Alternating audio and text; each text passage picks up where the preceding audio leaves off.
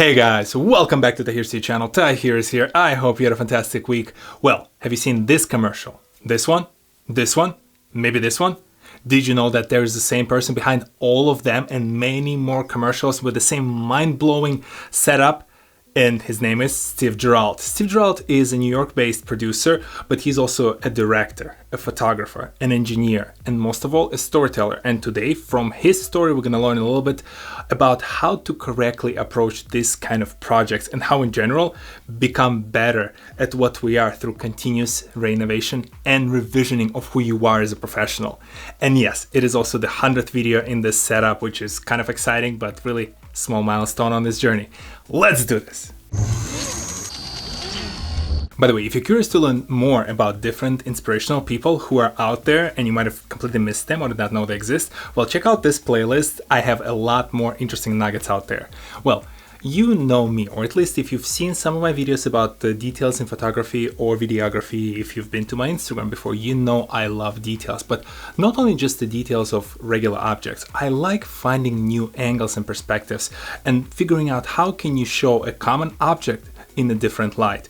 Listen, I have 2 different photos of hydrants on my Instagram account, and if that wasn't telling enough, I don't know what to say to you. What I learned only over time is that what I'm doing is pretty much what a lot of the product photographers and videographers are trying to achieve, because there are only so many ways you can take a photo of a soda for the commercial before it gets boring.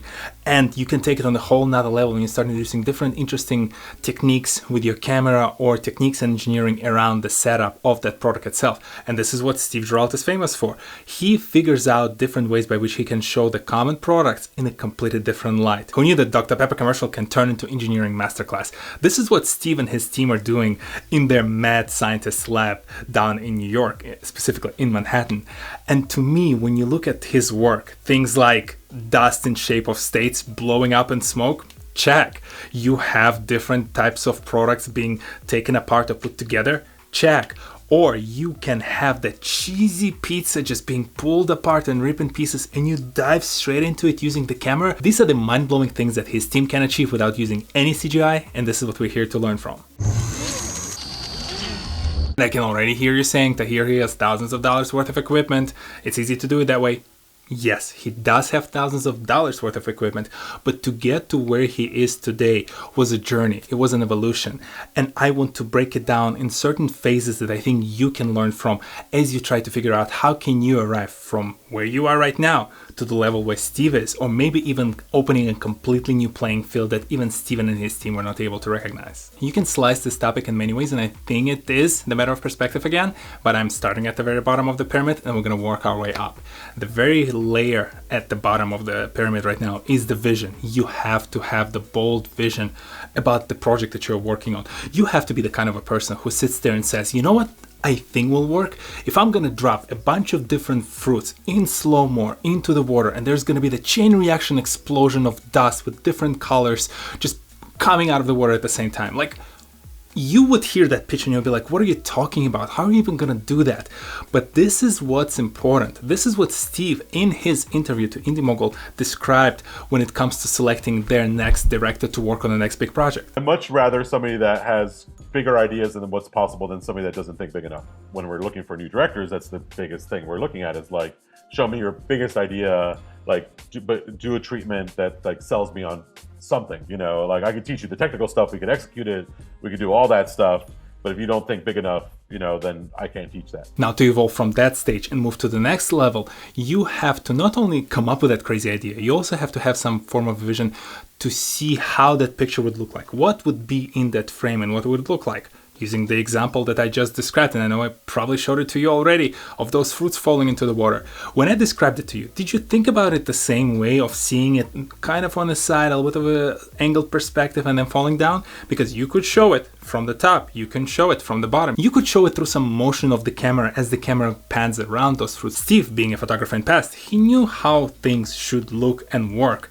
but he also knew when things did not look as good as they could be. This came from my realm as working as a still photographer, where I did a campaign for Budweiser. It was called Bud and Beers. And I was like, oh, these photos just don't do it justice. They're just like sitting there and they're static. I really wanted to highlight each ingredient for a certain amount of time on screen and then show you the same end result.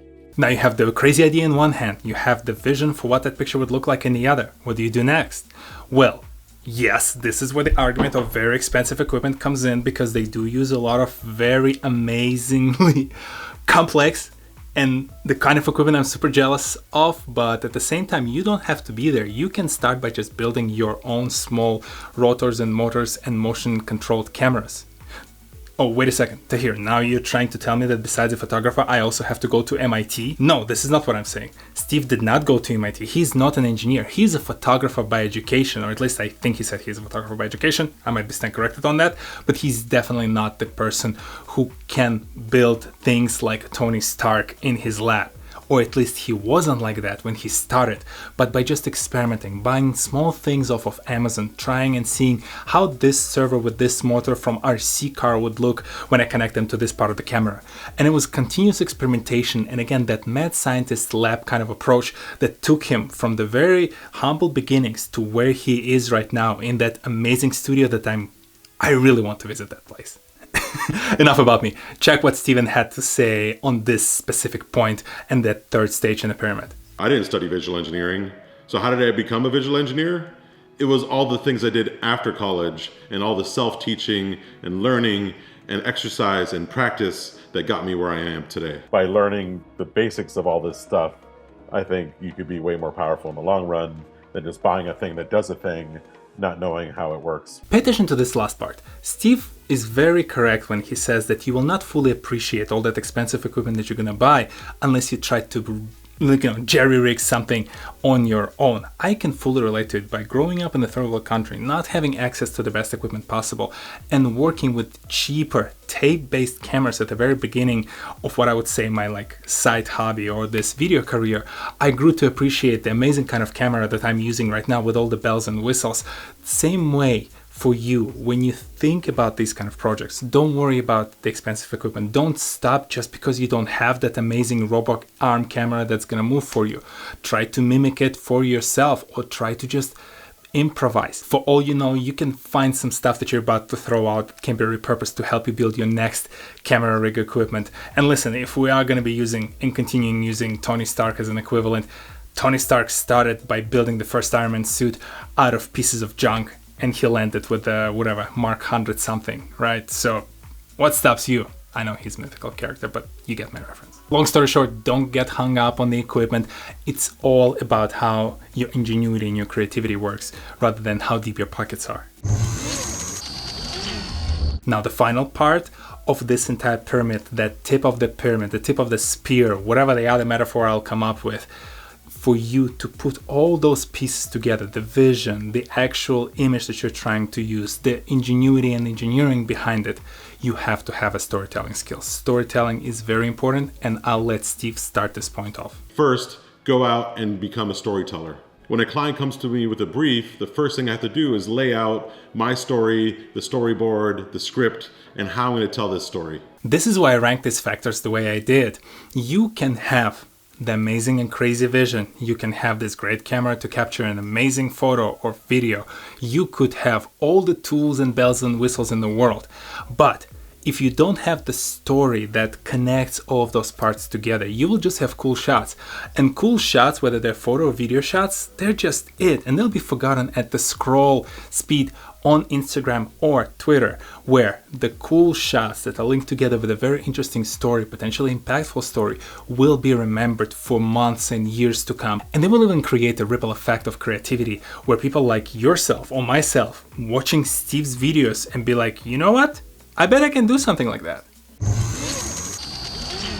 My advice to you, start with storytelling. Practice storytelling. Get better at telling those stories. Accept the fact that the videos will look like crap. Arguably, my videos still look like crap, or they definitely 100% look like crap earlier on this channel. But over time, with practice, you will improve the storytelling. Over time, you'll get a vision of crazier, more complex projects, but you have to get there over time. You have to start in incremental steps. Don't aim to recreate one of his top-notch product shots and just expect them to be exactly the same one for one. They'll look a little bit worse, they won't be as smooth, but that's the whole point, is that in incremental step progression, you will get there. I highly recommend to you, if you're interested in this topic, check out the 3 videos that I used in creation of this video. So Peter McKinnon's video with Steve Giralt, Indie Mogul's video with Steve Giralt, and Steve Giralt's own video about some of his approaches that I featured here. On top of that, Garage Learning actually has its own YouTube channel. Go ahead, check it out, subscribe. On top of that, Steve is working on their own e-learning platform, or I guess a tool, maybe just a set of lessons, but they will come with a DIY kits, for the lack of a better word, where you can essentially recreate and build similar kind of camera rigs that they're using in their product shots and try to make something of your own. They're yet to release it. It's only a small, simple page on Kickstarter, but I'm already super pumped and I cannot wait to check it out. Have you heard about Steve Giralt before? Have you seen some of his commercials? Are you planning to one-up him in his own art? Well, share your thoughts, ideas, and challenges in the section below. This is all that I have for you guys this week. I hope you're already on YouTube or Instagram searching for Steve Giralt or the Garage Learning. You're subscribing and following them. For you personally, remember that Steve, yourself, myself, we all started in the same place. 0. But over time, someone like Steve, he kept pushing himself, he kept reinventing himself, and now he's the person that I'm making the video about. So for you and I, it's all about staying committed to that incremental improvements and creating. This is all it takes. You have to continuously push yourself and continuously reinvent yourself in small marginal differences, and then the rest will follow. Thank you very much, guys, for stopping by. If you're new to this channel, go ahead, hit the subscribe button and check out the videos in the backlog. And if you're already a subscriber, thank you very much for stopping by. As always, let me know in the comment section below what you thought about this video, and I will see you all next Saturday, 10 a.m. Eastern, on this very channel. Yep, not much for the outro today. Just trying to take a chill, enjoy, learn something new. I hope you'll learn something new as well. I'll see you in the next one. Peace.